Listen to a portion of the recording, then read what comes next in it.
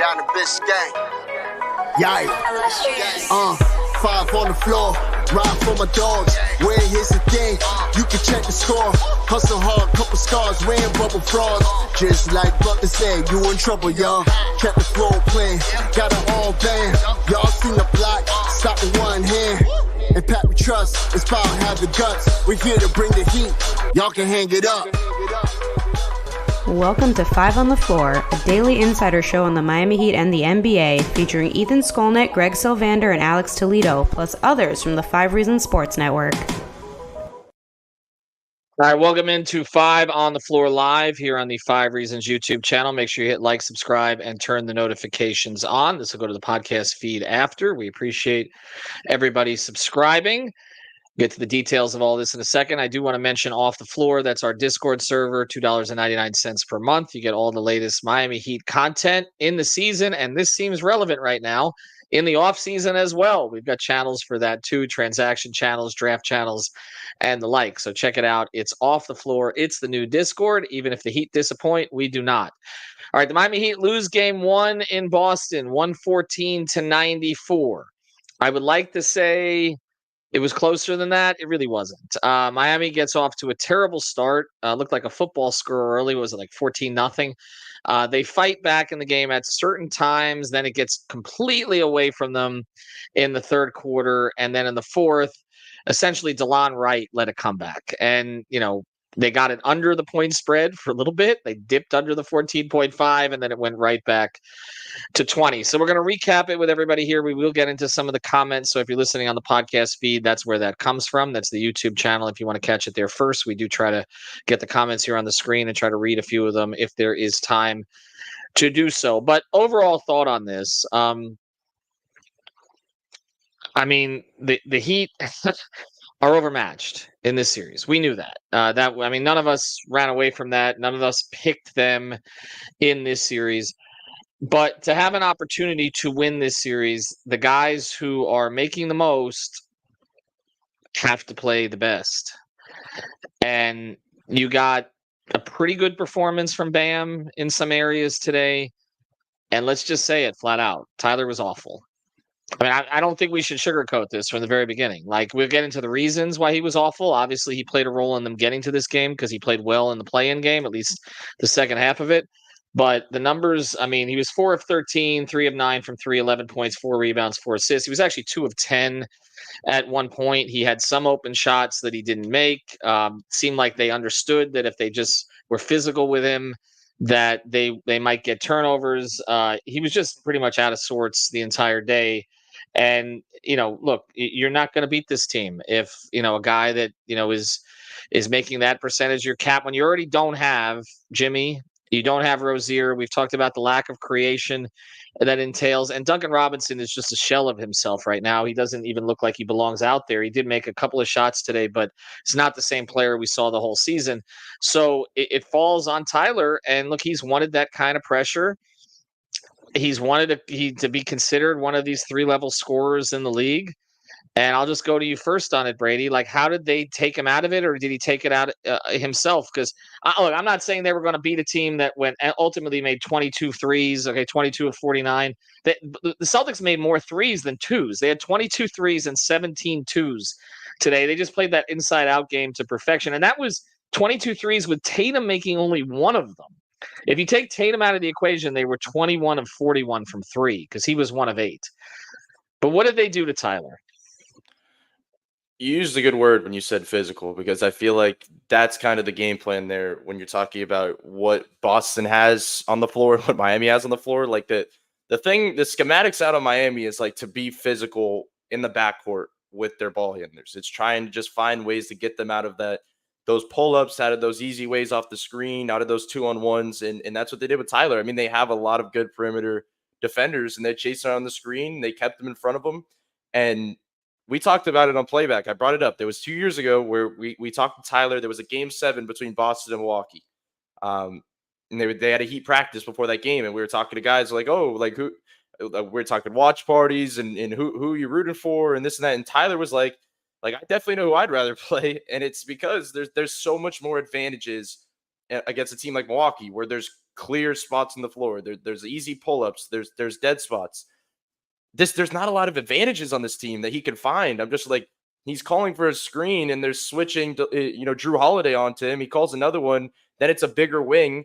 And when then he's operating in drop, and it's kind of, they're playing at the level and they're not letting him get to those pull-ups where he's kind of having to get the ball out quick. So it turns into a point where I think we start talking adjustments. And I know we've kind of went back and forth on this a little bit, but it becomes a point now where he almost has to be a little more off ball, where they kind of have to utilize him more into his spot up range, because that's the only counter really at this point. You cannot just keep running him into the ground on ball and thinking something's going to change.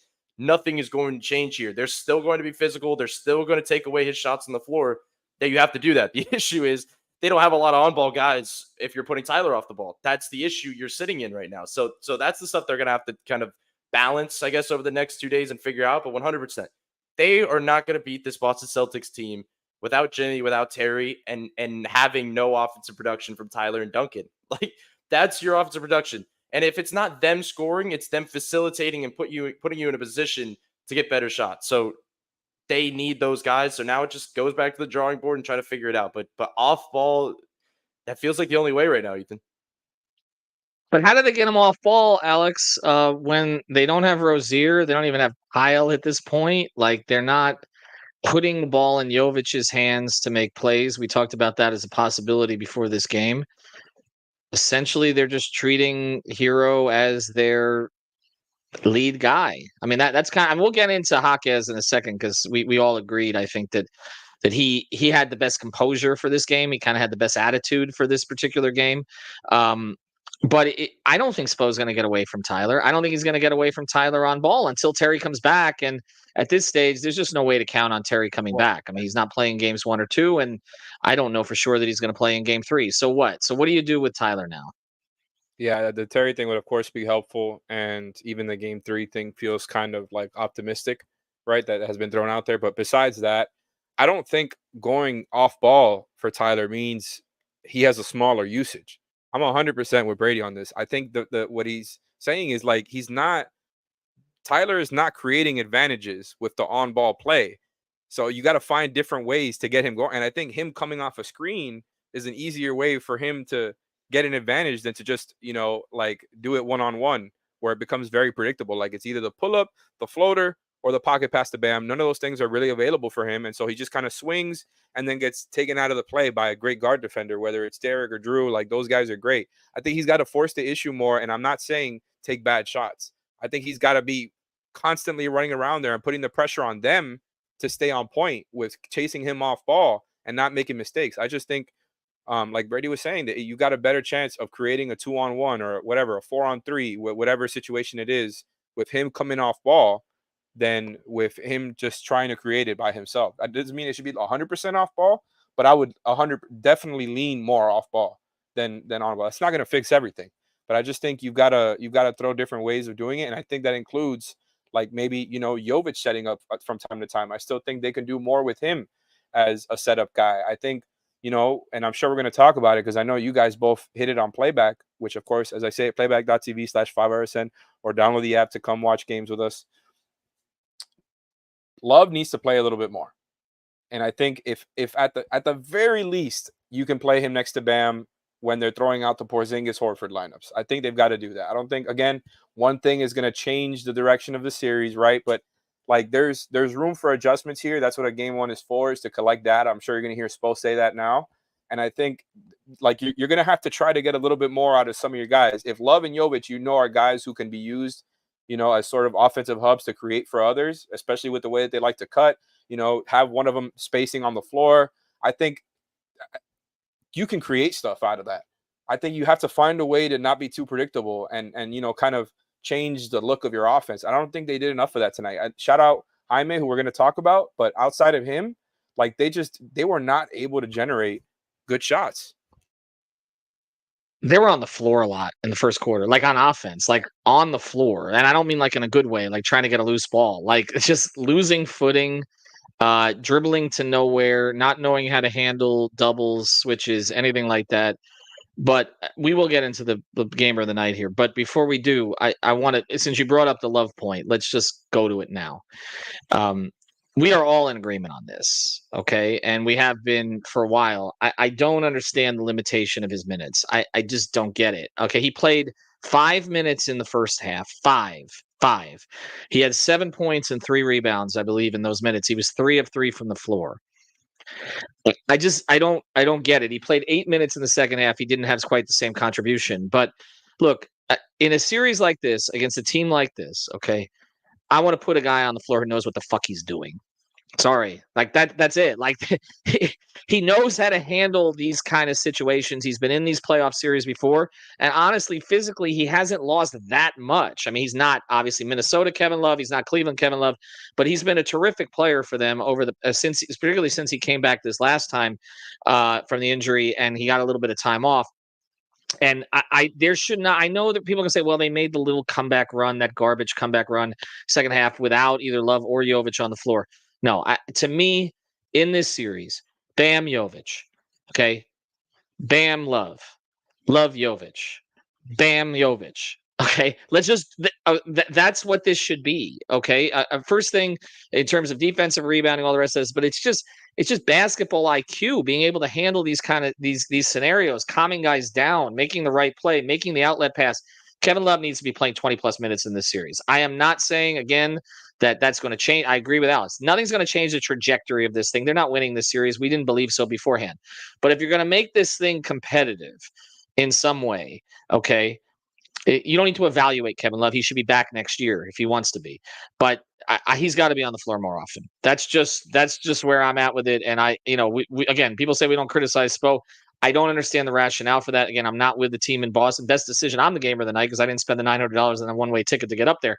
But when if he hasn't played more by game 3, it is a question I'll ask because I just do not understand why he didn't play more. All right, let's get to it. Let's get to the gamer of the night or day. And now on 5 on the Floor, it's time for the Gamer of the Night, sponsored by Rock Esports Center, the place to eat, drink, and play all day. Host your next birthday party with them. Located at 15305 South Dixie Highway in Palmetto Bay. They've got a 5,500 square foot state-of-the-art center equipped with all the high-end power. Play all-day passes available for just $25, but if you mention 5 reasons, it's just $20. So mention 5 reasons or 5 RSN. You get to play all day for $20. And now, the gamer of the night. You know what my disappointment about this is? And I said this on Playback too. Join us for games. We had more than 150 on there for most of the game today, so we appreciate you. Playback.tv/5RSN. You can watch the game with us. You can mute Doris Burke and the rest of the crew, and you can listen to us for what it's worth. What disappoints me about this is, man, I wish the Heat were healthy for a series against Boston because I just think this guy would have been an absolute X factor. Like he would have bleep up, okay, off the bench against Boston.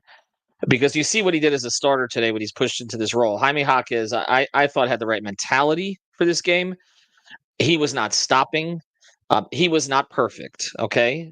But I mean, like he just made a decision. Like I'm going to make an impact here, one way or the other, and there was no hesitation, like we saw from some of the other players.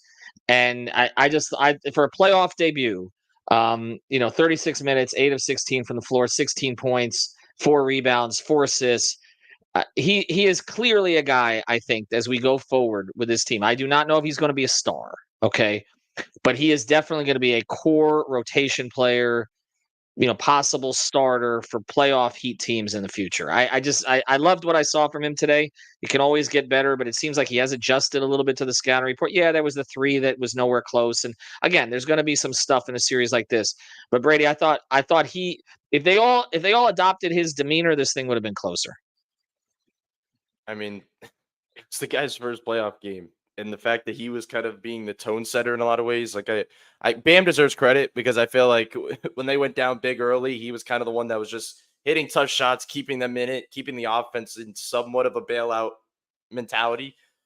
But Jaime, as you said, like he would not stop. Like he had 16 points. He did not get to the free throw line, I believe, and he did not hit a 3. Like it was like pure just buckets inside the arc, and it's what you need when we say baby Jimmy and stepping into his role. It was kind of, I said it before the series.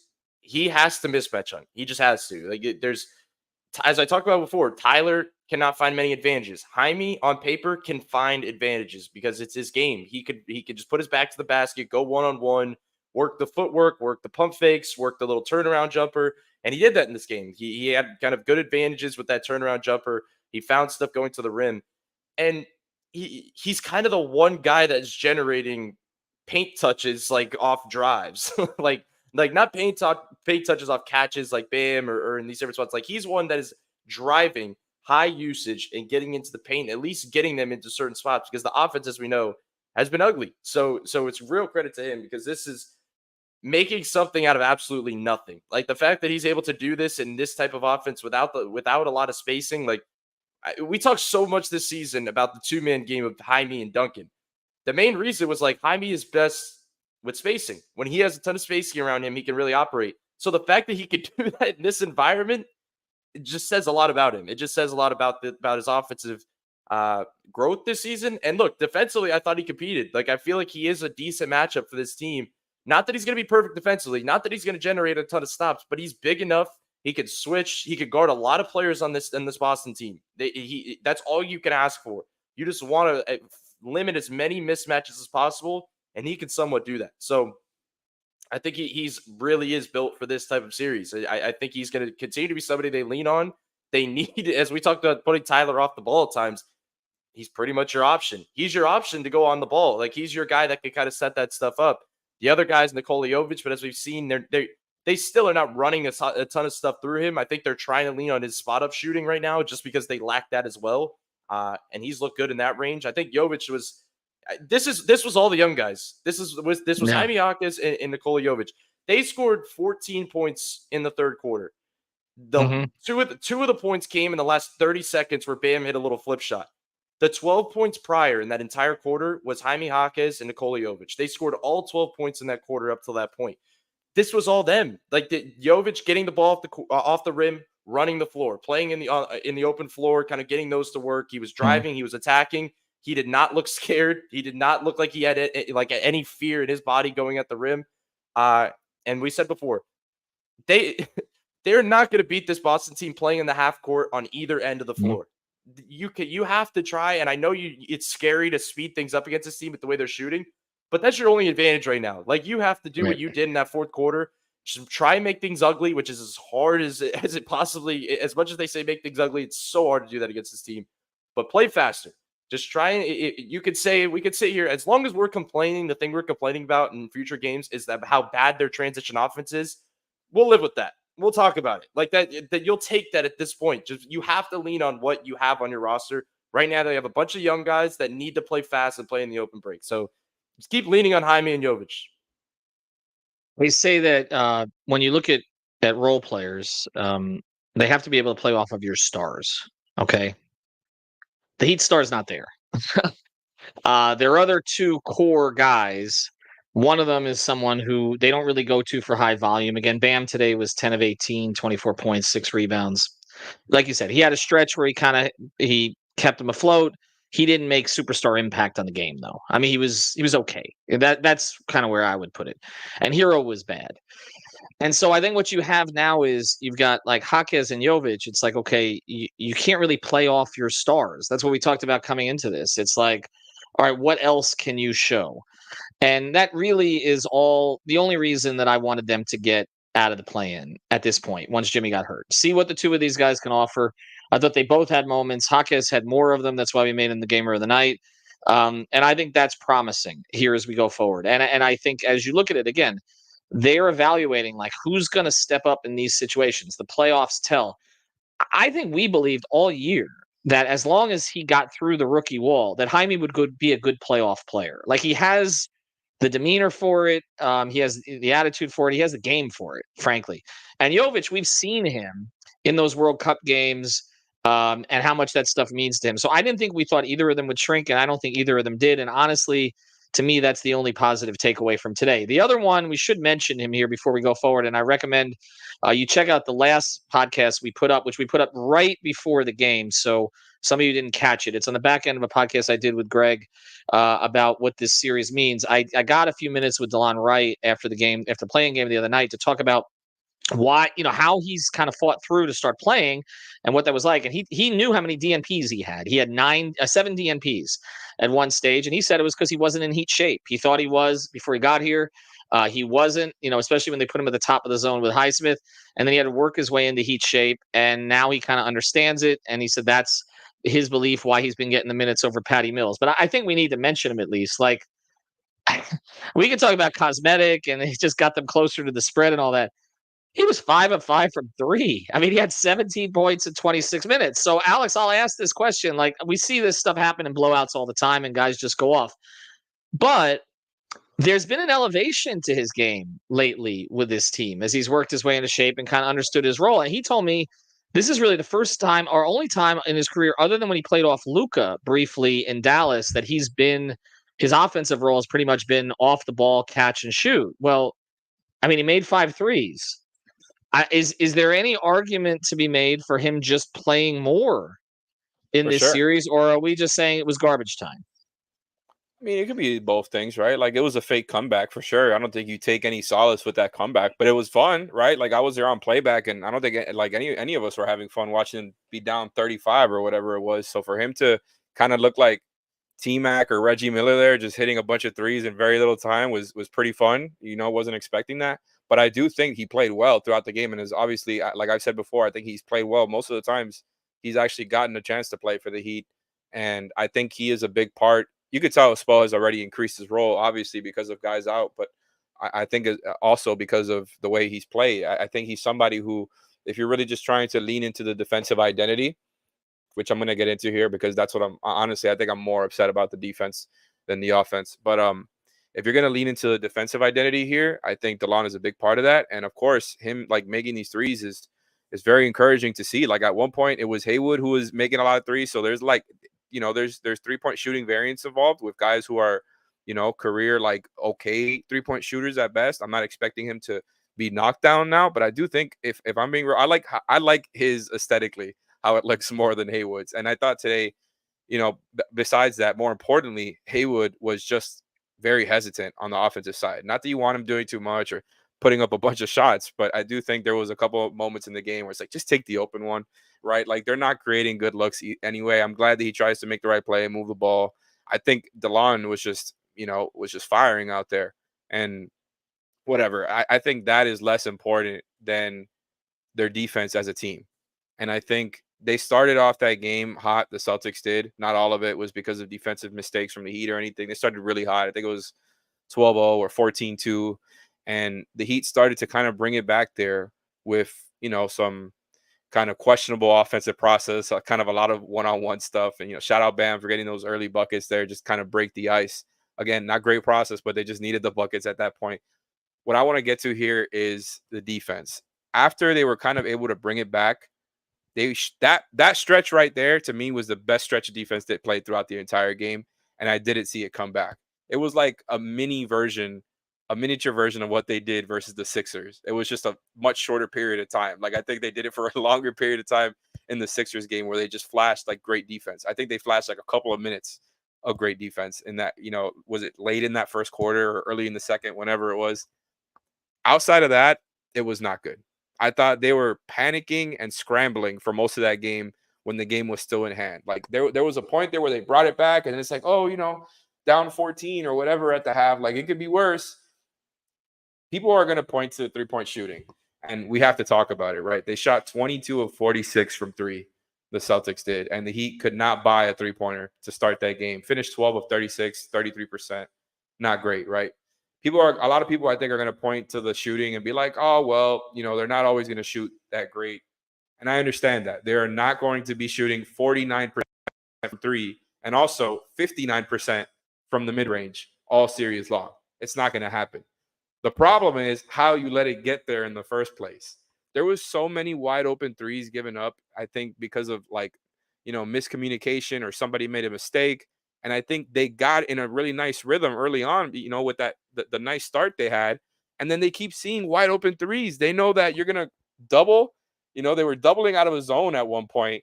And then it's just swing, easy swing for Tatum. And they're going to find a wide open three. That stretch early where Hauser hit like 3 in a row and Bam was out there rotating to the 3-point line out of a zone. That is not supposed to happen. Like, you're going to have to live and die with Tatum, Brown, Porzingis, and Derek White, of course, making tough shots. And I think just sending early doubles, sending early help, I don't think that's the move here. Like, I understand, and I know we all clamored for Spo to throw everything he's got. That's not what we meant. I think you're just making it easy for them by if they're going to keep seeing those early doubles and early help, there's an easy solution to it. You just swing, and it's wide open. I think you have to let Tatum and Brown create for themselves. You put pressure on them with your good defenders. If they get a bad switch, you send the help at the right time. I think they're doing it too early, and I think they end up scrambling as a result. They get in a rhythm, and then they start making these really tough ones once they start feeling good about themselves. Because these are all human beings. Like, you start seeing some of them go through, you already think you have a huge advantage on this team on paper. Like, they're not scared of the Heat in the state they're in right now. No. So you see some of them go in, and it's like, okay, here we go. The rim is open. It's looking like a damn ocean out there. They had Porzingis talking on the sideline there, all smiley, like they're all in a great mood. They're like, yeah, these guys are nothing. And I think you're giving them these open looks and like easy solutions. That's not the way to muck it up. Like, they beat you at your own game with points off turnovers and turnovers. So you didn't do that part. You get out rebounded by 10. You give up a 115 half-court offensive rating, which is 89th percentile. That's the stuff you can't do. The only thing you can point at is that the Celtics shot 7 of 16 at the rim, which is really nice to see, right? Like, you can point to that and be like, if they can keep, right? Like, if they can keep the Celtics away from the rim without taking just completely wide open jump shots, then you've got something. If they can just stay sharp in their defensive game plan and not make mistakes and overhelp and scramble and all of that stuff, that there might be a path. But they've got to play such a damn like picture perfect game plan and execute it to a T just to be competitive in this series. And they absolutely did not do that tonight. Like, you just to finish it off here, I know I'm rambling at this point. 7 of 18 for Tatum. That's not good, but 10 to 3 assists or turnovers. How often have you seen that in the Heat Celtics series before? It's supposed to be the other way around. It's supposed to be a lot of turnovers for Tatum. Well, they had that was not the case. They had 27 assists overall tonight. You mentioned the variance. The Heat's variance shooters today, with the exception of DeLon, all bombed. Haywood was 0 for 4. Caleb was 0 for 4. Bam took the 2 threes, but I mean, you guys know how I feel about that. And Jaquez, who did everything else well, most other things well, was 0 for 2. But again, the Caleb Highsmith, the 0 for 8 there, like that's, again, we've seen both of them have gone through these stretches this year where, they're on fire for like 2 weeks and then it goes the other direction. And it's just both of them have their form is such that it just goes. Like, it just seems like, Caleb, I don't know how Caleb's going to shoot it now. Like, it's every time he's kicking out a different leg. He's shooting it at a different point of his release. I don't know. It's coming from everywhere. And Highsmith, pretty much the same tonight. But you're right. I mean, look, the defense, it's funny because we talk about with the Celtics, Brady, that, and we'll get to the play of the night here in a second. We talk about with the Celtics. All right, well, the way to beat them is to kind of get them to the fourth quarter when they're shooting a ton of threes, and then they go cold from 3, right? At least I've heard Windhorst talking about this on ESPN and other places and on his podcast. Then they go cold from 3, and then that's your opportunity, right? But if their shots are going to be that wide open, they're probably not going to go cold. And that was really the thing tonight. And again, you take Tatum out of the equation, their other guys were 21 of 41 from 3. I mean, Porzingis, 4 of 8. Holiday, who's not a great 3-point shooter on volume, 2 of 4. Derek White, 4 of 8. Jaylen Brown, 3 of 5. Sam Hauser, was he open? 4 of 6. Al Horford, 2 of 5. Pritchard, 2 of 5. So you're talking about, other than Tatum, there are other 7 guys who played. They only played 8. All had at least 2 threes and all shot at least 40% from 3. All of them. This was not like a help off one guy problem. It was a help off everybody problem. And they give up threes. The Heat give up threes. We talk about that all the time, but the percentages came down this year a little bit in terms of what was shot against them. What do you do? And then we'll get to the play of the night here in a second, and we'll get to the injury report. But what do you do? Do you just keep letting them shoot threes? Like, is that thing, and they get cold eventually? Well, they're going to still shoot threes. That's what they do. That's what Miami allows. But it's about allowing the right ones. Like, the issue is, Alex talked about it when we did our preview, where he said, like, they don't have another guy. They don't have a guy to help off of. Like, this isn't previous Celtic rosters. Like, that's kind of the problem we're hitting right now is when we're talking about this. Like, they don't have a guy that could say, okay, we can help off of him. But the big thing, and he was just hitting on it, you cannot double in the zone. Like, that's just number one. You just said it. Like, the reason they have it's not one guy hurting them and it's everybody shooting 40% is because it's whoever's in the weak side corner. It's whoever's on the weak side and who's the one pass away guy. Like, it could be anybody. It's just who's ever sitting there because they get in their position. Tatum has a guy on his back. He waits like 4 seconds. Miami brings that top guy on the zone down to double, swing, and a three. You have to live with those matchups. You just do. You have to live. You have good enough defenders on this team that you're going to play Haywood 36 minutes a night. You have to live with these one-on-one shots. And look, if they start hitting a bunch of mid-range shots at a credible level and they start attacking, at least you're playing the numbers game a little bit. And it's not just a crazy number of threes that are going your way where maybe you could survive some runs because you're playing in that way. Like, that's almost the point you're hitting. But you have to balance the defensive coverages. You have to kind of mix things up as we've talked about in the past. Porzingis is the big thing because you don't have as many cards to pull at this point when Porzingis is on the floor, because if they're in the zone, they'll put him in the middle and he can kind of spray out. You cannot just kind of sit and put Kevin Love and Porzingis and play and drop because that pick and pop will just pick you apart. So there's a bunch of things that can kind of hurt you in that way. But there's a lot of things I think that they have 48 plus hours to make adjustments now for game 2. And there are a decent amount of kind of adjustments they can make. But the last thing I'll say is, going back to my point before about playing faster and playing the open floor, the reason you need to do it more than ever is you are not going to get to the line. You are absolutely not going to get to the free throw line. Look, Boston's probably not really going to get to the line a ton either, the way they're shooting threes. If they're just going to sit on the outside all night, probably neither team's going to get to the line. But Miami's not. We talked about it before the series. I asked you, I was like, not counting Bam, who's the guy that's going to get to the line 5 times a night in this series? And there's not that guy. They don't have anybody to do it. They ended up getting six times in this game, and 4 of them were Bam, and 2 of them were Jovic. So you have this position now where if you're not going to be able to slow the game down like they have in the past with Jimmy in these series, where he could kind of just muck things up offensively just by slowing the pace down and making them inbound the ball after free throws, you have to play faster. You have to kind of play in that way. And the real advantage to playing faster would be if some way you could consistently turn this team over. And that's the issue. If you could find ways to turn them over, but with the style that they were playing tonight, it's going to be hard to if they're just swinging. Did they have a live ball turnover the whole game? I feel like DeLon almost got one.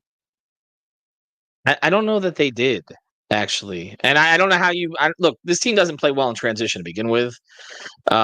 But I don't know how you get into transition without a live ball turnover.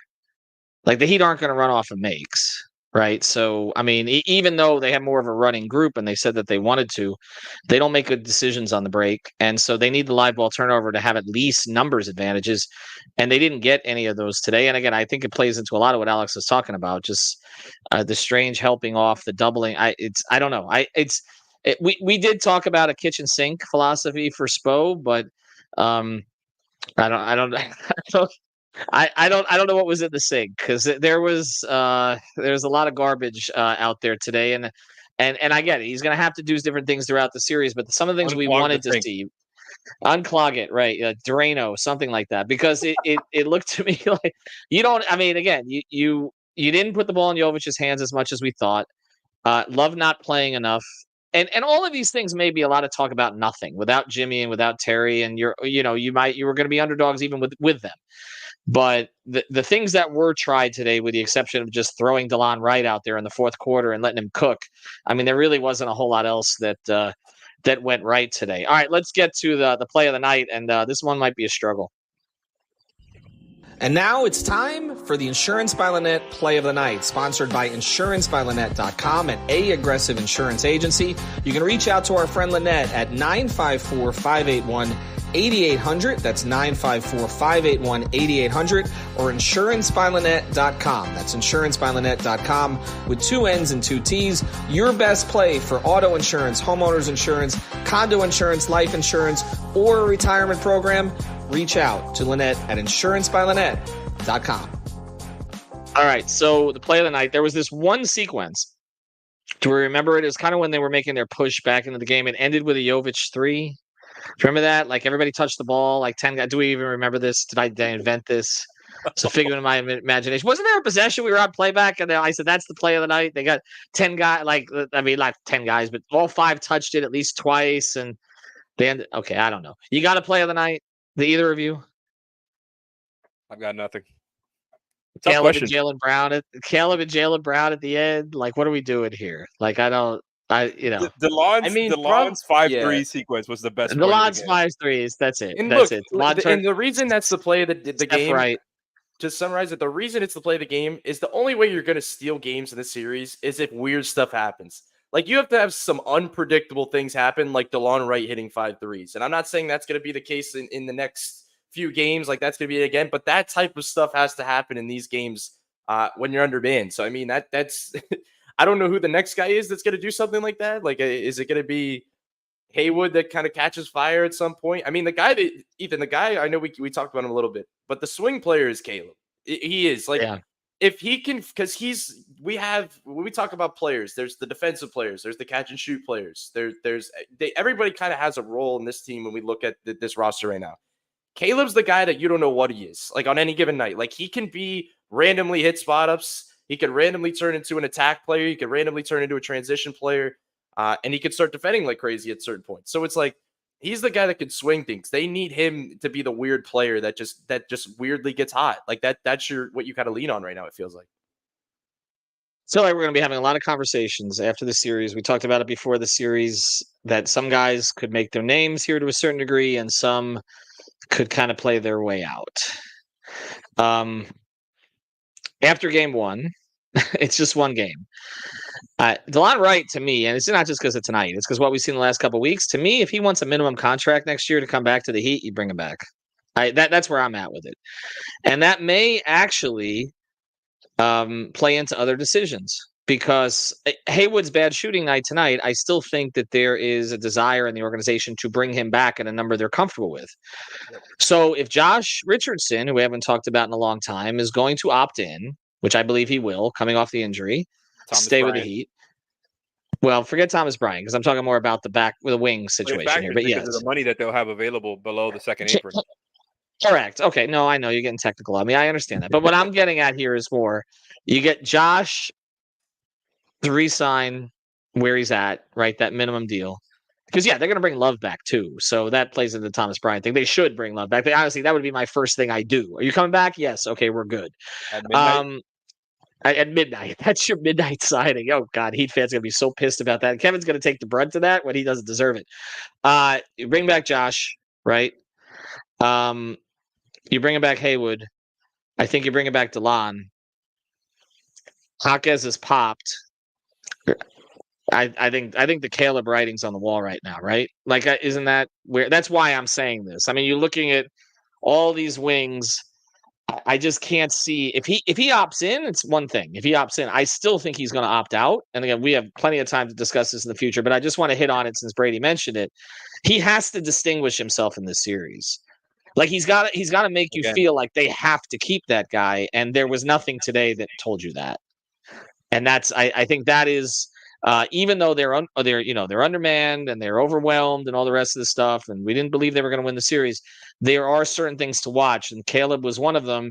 You didn't get Eastern Conference Finals MVP or near MVP Caleb today. You kind of just got a guy, and that doesn't make him the biggest culprit today. I think the defense was the biggest culprit, and I'd put Tyler too, and the fact that the Celtics are just really good.